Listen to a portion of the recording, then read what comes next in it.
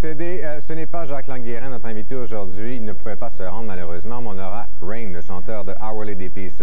Aujourd'hui, je parle du nouveau Patricia Cass, un peu de jazz, un peu de Nine Inch Nails, un peu de bruit, un petit peu aussi de Jean-Pierre Ferland, et également le nouveau Mange l'ours mange. Et la première critique principale, c'est le nouvel album de Foo Fighters. C'est leur deuxième album, The Color and the Shape, et c'est le groupe de Dave Grohl, bien sûr, si vous ne le saviez pas encore, c'est l'ex-batteur de Nirvana. Et ils ont eu quand même pas mal de succès avec leur premier disque qui a été platine, donc une couple de millions de copies à travers le monde, c'est sûr et certain. Et là, il nous dit, Dave, que c'est son premier album avec son groupe, parce que l'autre, c'était vraiment une collection de chansons qu'il avait écrites vraiment au fur et à mesure des années.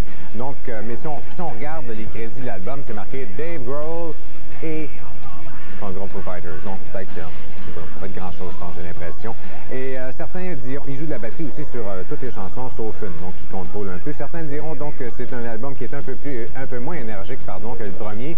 D'autres diront qu'il y a un peu plus de variété, un peu plus de nuances, c'est vrai. Mais moi, j'ai pas trouvé grand-chose de neuf au niveau musical sur le nouveau Foo Fighters. La formule demeure encore du grunge, qui est un style qui est pas mal qui sommaire. Ça commence à faire dur un peu aux États-Unis, le monde du grunge.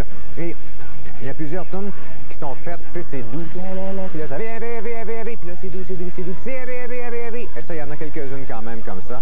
Donc, voilà, et c'est bien du criage aussi, mais Dave a une bonne voix quand même pour ça. Ça me surprendrait qu'il gagne plus de fans avec ce nouveau disque-là, qui a été réalisé par Gil Norton, qui a fait les vieux disques des Pixies, qui est un bon réalisateur. Il y a quand même quelques bonnes chansons, My Poor Brain également, Wind Up, New Way Home, qui est la toute dernière, qui est vraiment très bonne. Et c'est un album qui demande quelques écoutes.